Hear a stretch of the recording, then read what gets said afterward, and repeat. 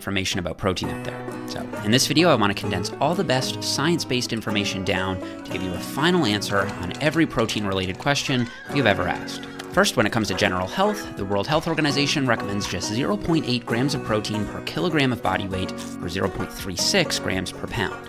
So an 80 kilo, or roughly 180 pound person would only need about 65 grams of protein per day.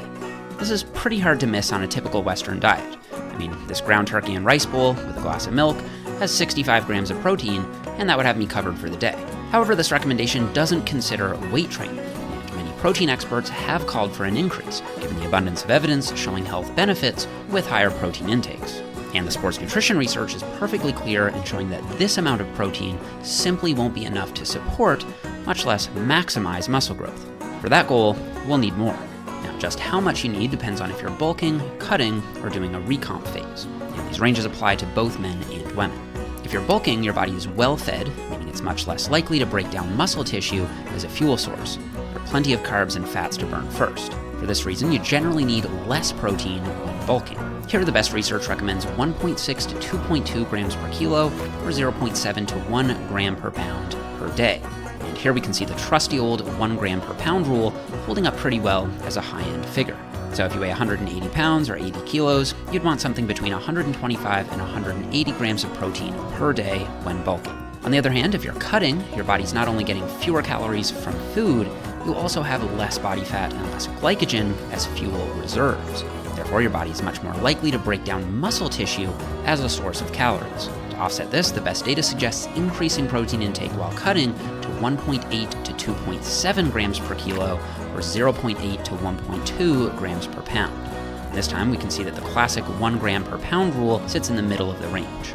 If you're already very lean and training very hard, you'll want to err toward the upper end. And if you have more body fat and are training more recreationally, the lower end will be plenty. Thirdly, when on a recomp phase, you're trying to build muscle and lose fat at the same time while setting your calories around maintenance intake.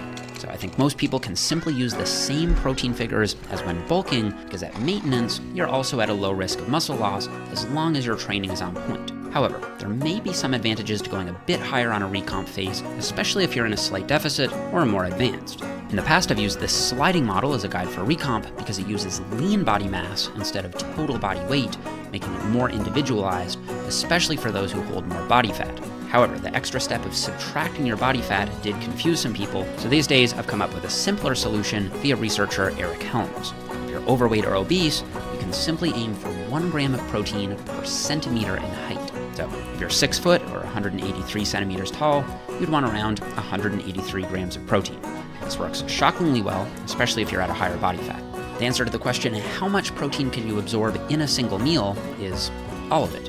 Your body can absorb an enormous amount of protein in a single meal, more than you could even comfortably eat. But absorption simply refers to the passage of nutrients from the small intestine into the bloodstream. Just because protein is being absorbed doesn't mean it's being used to build muscle. So the real question is, how much protein can you use in a single meal? And this is where there's some controversy.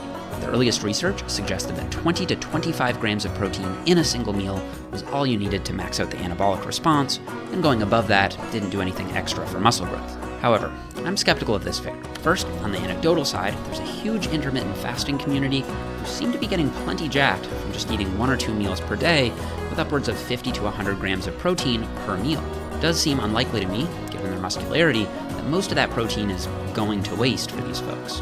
Second, more recent research has challenged the idea of a 20 to 25 gram upper limit. This 2016 study showed higher muscle protein synthesis with 40 grams of whey versus 20 grams of whey after a full body workout. And this 2016 study showed greater muscle protein synthesis from a meal of beef containing 70 grams of protein versus 35 grams of protein.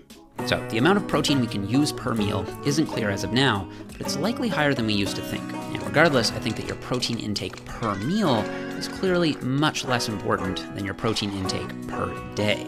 Now, despite this, most experts do still suggest that spreading your protein out across 3 to 5 meals is likely best from both a digestion standpoint and for keeping muscle protein synthesis high throughout the day. Still, if you were to eat 2 meals or 6 meals instead, you will still build muscle as long as you're hitting your daily protein target. I just suspect it might not be quite as optimal. Protein quality is partly based on the amount of the amino acid leucine.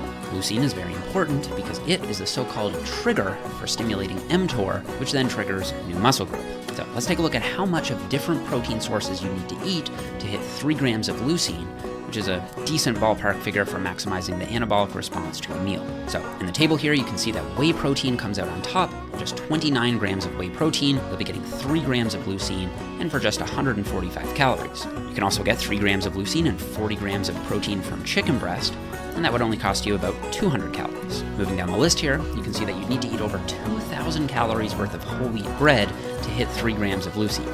So it would take this much bread to give you the same anabolic punch as this scoop of whey protein powder. And as a general trend, animal sources of protein are higher in leucine than their plant-based counterparts, especially per calorie. However, this issue nearly goes away once we introduce vegan protein powders like soy, pea, and brown rice isolates, which also offer 3 grams of leucine for less than 200 calories. But leucine isn't the only factor that matters for protein quality, because even though leucine will always spark the new muscle growth, you still need the other 8 essential amino acids, or EAAs, to actually build the new muscle. For EAAs, we use something called the DIAA score, where the higher the number, the more EAAs that are in that protein source. Once again, you can see that dairy and animal proteins come out on top.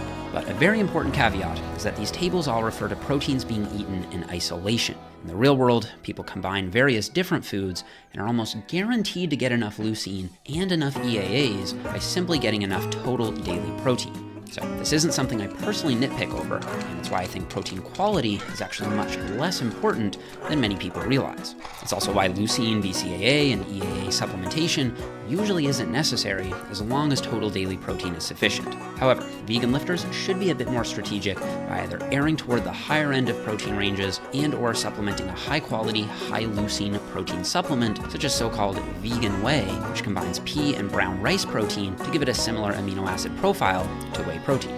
Many people still believe that if you don't eat protein within 30 minutes after training, your entire session was wasted. But this idea was debunked years ago.